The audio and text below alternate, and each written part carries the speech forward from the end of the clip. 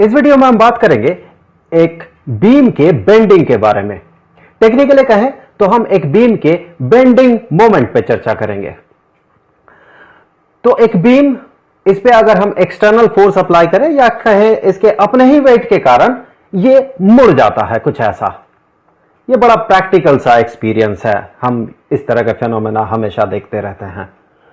तो ये बीम, इस पे एक्सटर्नल फोर्स लगा हो या फिर इसका अपना ही वेट हो, इसके कारण ये बीम मुड़ गया और ये बेंड हुआ और बेंड होके एक सर्कुलर आर्क में कन्वर्ट हो गया। तो ये जो आपको ये बेंट बीम दिख रहा है, ये एक सर्कुलर आर्क है जिसका सेंटर, जिस सर्कल का सेंटर हमने माना ये है O। तो ये रहा इसका सेंटर। इस बीम में एक ऐसा लाइन होगा जो कि ना एलोंगेटेड होगा और ना ही कॉन्ट्रैक्टेड होगा, अर्थात ना ये लंबा होगा ना ही ये कॉन्ट्रैक्टेड होगा। वो लाइन है ये है इसका न्यूट्रल लाइन। इस न्यूट्रल लाइन के ऊपर देखें, ये जो बीम का पार्ट है ये कॉन्ट्रैक्टेड हो रहा है, अर्थात ये कंप्रेस्ड हो रहा है। यहां फोर्स अप्लाई हो रहा है इस डायरेक्शन में और ये कंप्रेस्ड हो रहा है। जबकि इस न्यूट्रल लाइन के नीचे देखें, ये एलोंगेटेड हो रहा है। इस पे जो फोर्स अप्लाई हो रहा है वो बाहर की तरफ अप्लाई हो रहा है और ये लंबा हो रहा है। इस न्यूट्रल लाइन के नीचे चलिए एक लाइन कंसीडर करते हैं, वो रहा ये लाइन, जो कि इस न्यूट्रल लाइन से ऑब्वियस सी बात है लंबा होगा। जबकि बेंट होने से पहले ये दोनों लाइन सेम लेंथ के थे और बेंट होने के बाद ये न्यूट्रल लाइन से लंबा हो गया ये लाइन। अब देखिए, अगर हम इस सेंटर से दो स्ट्रेट लाइन खींचते हैं कुछ इस तरह से, तो ये दो स्ट्रेट लाइंस, ये जो न्यूट्रल लाइन को इंटरसेक्ट करेगा, उन दोनों पॉइंट्स को चलिए मान लेते हैं ये है x और ये y। और ये दोनों लाइंस जो इस नीचे वाला लाइन को, इस ब्लू लाइन को इंटरसेक्ट करेगा दो पॉइंट्स में, वो है x डैश और y डैश। तो चलिए उन दोनों पॉइंट्स को हम नीचे के फिगर में भी ड्रॉ कर लेते हैं। तो ये हो गया x और ये है y, उसी तरह से ये हो गया, ये पॉइंट है x डैश और ये पॉइंट है y डैश। ऑब्वियस ही बात है, बेंड होने से पहले एक्स वाई और एक्स डैश वाई डैश इन दोनों का लेंथ सेम था। सो बिफोर बेंडिंग, बेंड होने से पहले एक्स वाई, ये जो लेंथ होगा, ये स्ट्रेट लाइन का लेंथ, ये एक्स डैश वाई डैश के बराबर था। जबकि बेंड होने के बाद X dash Y dash X Y से लंबा हो गया। अब चलिए देखते हैं एक्स वाई और एक्स डैश वाई डैश इन दोनों के लेंथ में कितना डिफरेंस है। हम ये क्यों पता करेंगे? क्योंकि देखें, वो जो डिफरेंस होगा वही होगा X dash Y dash bend होने से पहले और बेंड होने के बाद इनका डिफरेंस।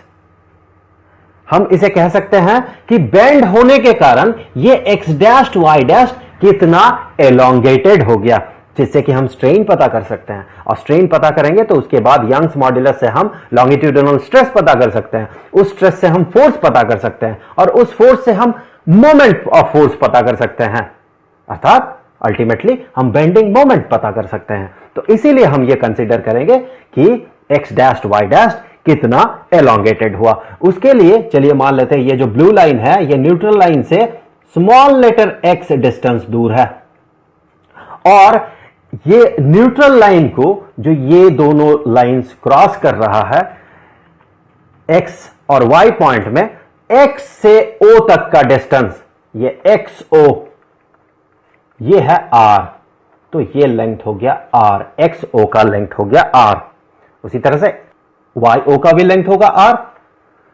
और ये xy या x डैश y डैश, ये दोनों आर्क सेंटर में, अर्थात इस O पॉइंट में जो एंगल सबटेंड कर रहा है, उस एंगल को हमने माना थीटा।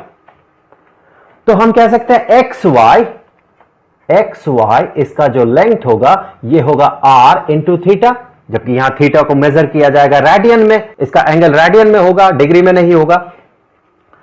हमें पता है एक आर्क का लेंथ होता है वो आर्क जिस सर्कल का पार्ट है उस सर्कल का रेडियस इनटू वो आर्क उस सर्कल के सेंटर में जितना एंगल सबटेंड कर रहा है वो।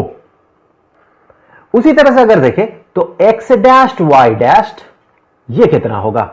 यहां पर देखें एक्स डैश्ड वाई डैश्ड जिस सर्कल का पार्ट है उस सर्कल का रेडियस आर नहीं होगा, जबकि ये होगा आर प्लस एक्स। यहां पर देखें ये जो छोटा सा लेंथ होगा ये होगा एक्स, तो इस आर का रेडियस होगा आर प्लस एक्स।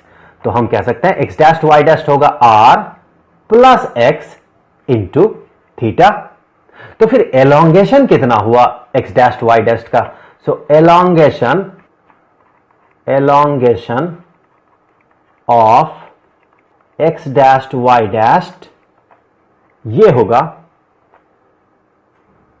यहां मेरा एक्स डैश्ड वाई डैश्ड कहने का मतलब है बेंडिंग से पहले एक्स डैश्ड वाई डैश्ड।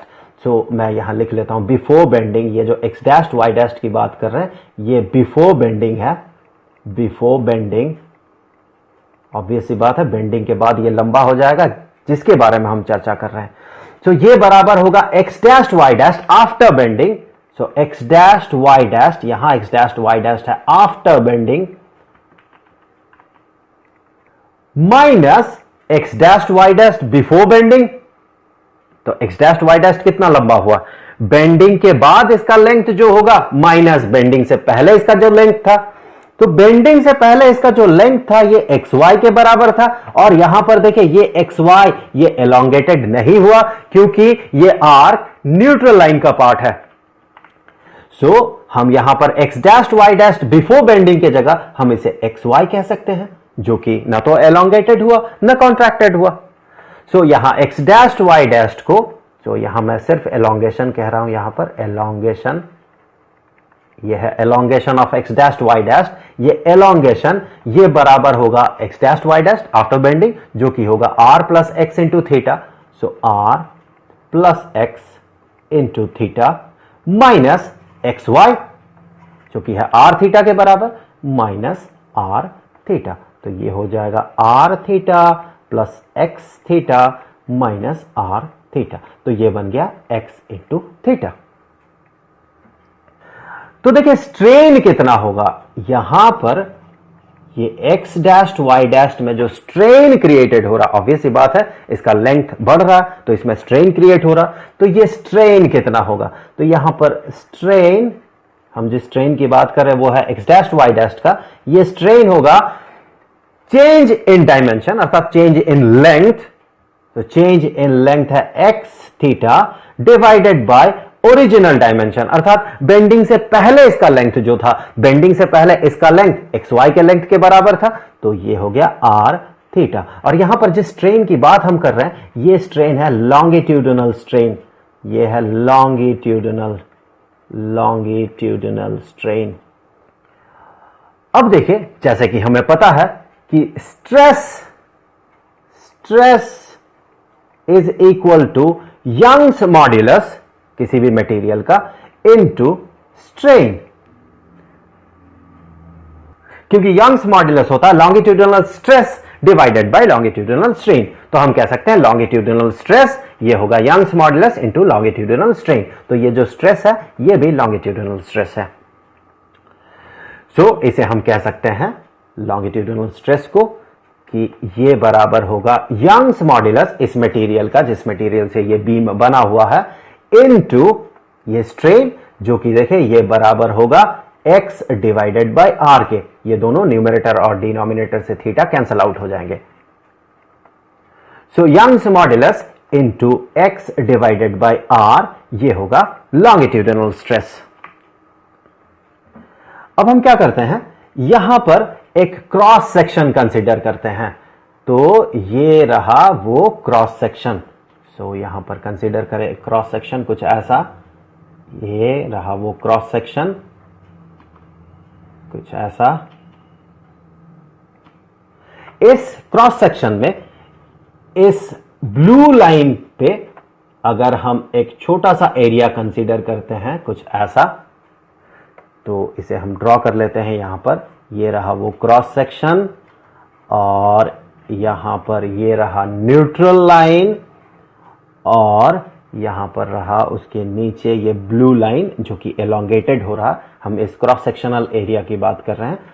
सो यहां पर इस ब्लू लाइन के ऊपर अगर हम एक छोटा सा एरिया कंसीडर करते हैं, ये रहा वो छोटा सा एरिया जिसका डायमेंशन है या जिसका मैग्नीट्यूड है DA। तो देखिए यहां पर इस ब्लू लाइन में हर जगह पे यहां पर ये ब्लू लाइन को अगर हम एक्सटेंड करते हैं, ये कुछ ऐसे क्रॉस करेगा इसे, इस क्रॉस सेक्शनल एरिया को। इस ब्लू लाइन के हर एक पॉइंट में जो स्ट्रेस है उसका मैग्नीट्यूड है ये, और वहां पर हमने एक छोटा सा एरिया कंसीडर किया DA। तो इस छोटे से एरिया में जो फोर्स अप्लाई होगा, यहां पर देखें यहां एक फोर्स अप्लाई होगा इस छोटे से DA एरिया में, बाहर की तरफ एक फोर्स अप्लाई होगा। चूंकि एरिया भी बहुत छोटा है तो इस फोर्स को हम कहेंगे DF। ये छोटा सा फोर्स इस DA एरिया में जो बाहर की तरफ एक्ट करेगा, ये फोर्स ऑन DA, जिसे हम डिनोट कर रहे हैं DF से, ये बराबर होगा, हमें पता है फोर्स बराबर होता है स्ट्रेस इनटू एरिया के, क्योंकि स्ट्रेस होता है इक्विवेलेंट टू प्रेशर। ये होगा स्ट्रेस जो कि है Young's modulus into X divided by R into वो छोटा सा एरिया DA। तो इतना फोर्स अप्लाई होगा इस छोटे से एरिया में, DA एरिया में। अब अगर इस न्यूट्रल लाइन के ऊपर कोई आप एरिया कंसीडर करें, एक छोटा सा एरिया, फॉर एग्जांपल ये, यहां पर जो फोर्स अप्लाई होगा वो बाहर की तरफ नहीं होगा, वो होगा अंदर की तरफ। अर्थात यहां पर देखिए दो फोर्सेस एक्ट कर रहे हैं और दोनों का डायरेक्शन कुछ ऐसा है कि ये एक मोमेंट ऑफ फोर्स क्रिएट कर रहा है, या फिर कहें कपल क्रिएट कर रहा है। तो हम यहां पर इस फोर्स का मोमेंट कंसीडर कर सकते हैं। इस फोर्स का मोमेंट हम क्यों कंसीडर करेंगे? क्योंकि हमें टोटल बेंडिंग मोमेंट कंसीडर करना है। यहां पर इस फोर्स का जो मोमेंट होगा, moment of force, moment of force ये बराबर किसके होगा? देखें, मोमेंट ऑफ फोर्स होता है एक फोर्स का मैग्नीट्यूड इनटू उस फोर्स का उस नेचुरल एक्सिस से परपेंडिकुलर डिस्टेंस। तो यहां पर देखिए ये होगा वो नेचुरल एक्सिस, ये न्यूट्रल जो लाइन है वही होगा नेचुरल एक्सिस, क्योंकि उसके दोनों तरफ जो फोर्स अप्लाई हो रहा है उनका डायरेक्शन ऐसा है कि वो कपल क्रिएट कर रहा है, और इस न्यूट्रल लाइन पे कोई भी फोर्स अप्लाई नहीं हो रहा, तो यहां पर ये न्यूट्रल लाइन ही होगा एक्सिस। और इस न्यूट्रल लाइन से इस DA का डिस्टेंस वही होगा जो कि इस न्यूट्रल लाइन से इस ब्लू लाइन का डिस्टेंस है, और वो डिस्टेंस है कितना? वो डिस्टेंस है x। तो हम कह सकते हैं मोमेंट ऑफ फोर्स जो कि इस छोटे से एरिया में अप्लाइड हो रहा, वो मोमेंट ऑफ फोर्स बराबर होगा DF इनटू x के। तो इसे हम ऐसे भी लिख सकते हैं कि ये होगा y into x square divided by r into DA। यहां पर देखिए y into X divided by r into x, तो ये बन गया y into x square divided by r into DA। ये हो गया मोमेंट ऑफ फोर्स किस पे? इस छोटे से एरिया पे, DA एरिया पे। टोटल मोमेंट ऑफ फोर्स ये कितना होगा?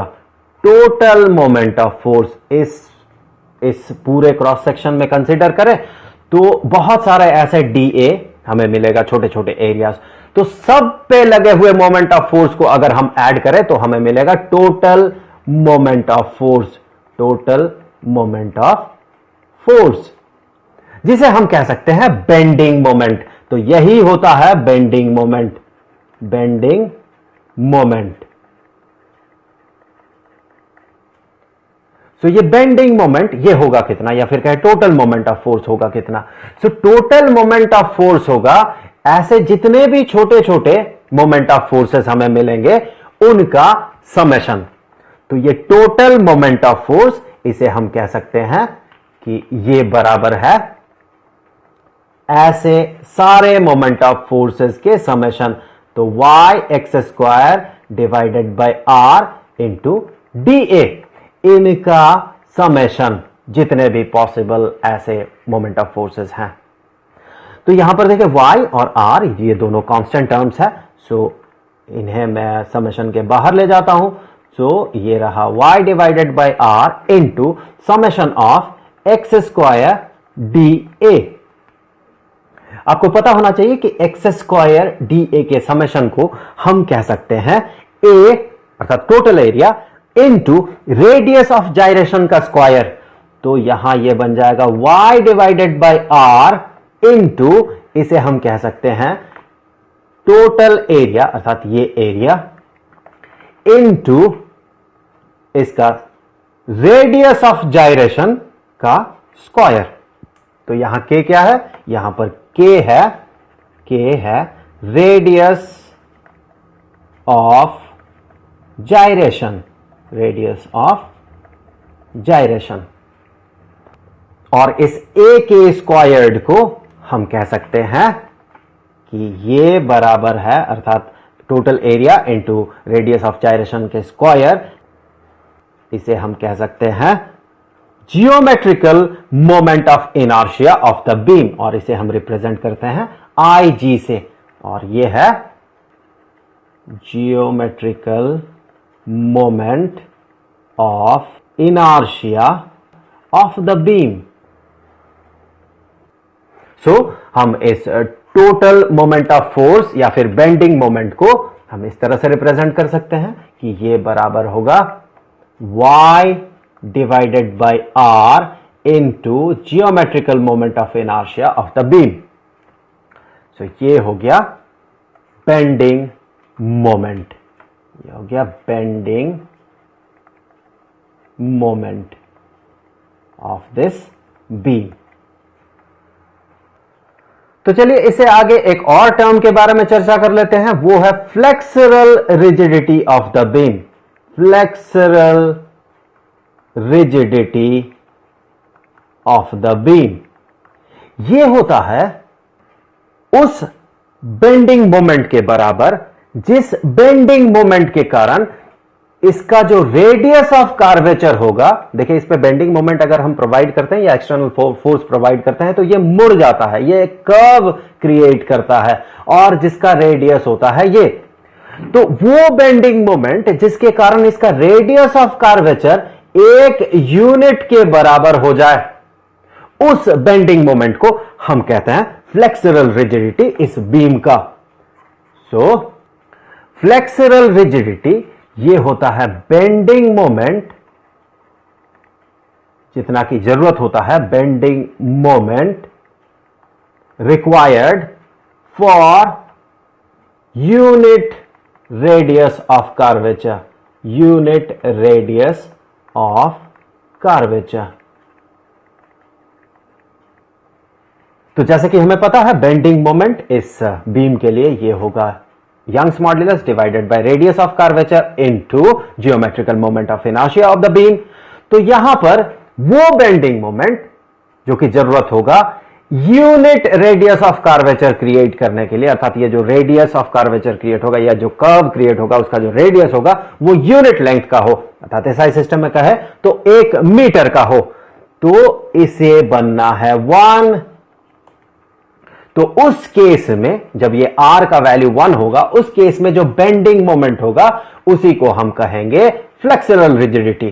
तो ये फ्लेक्सरल रिजिडिटी होगा, फ्लेक्सरल रिजिडिटी ये बराबर होगा Young's modulus into geometrical moment of inertia of the beam, क्योंकि r का वैल्यू तो 1 है।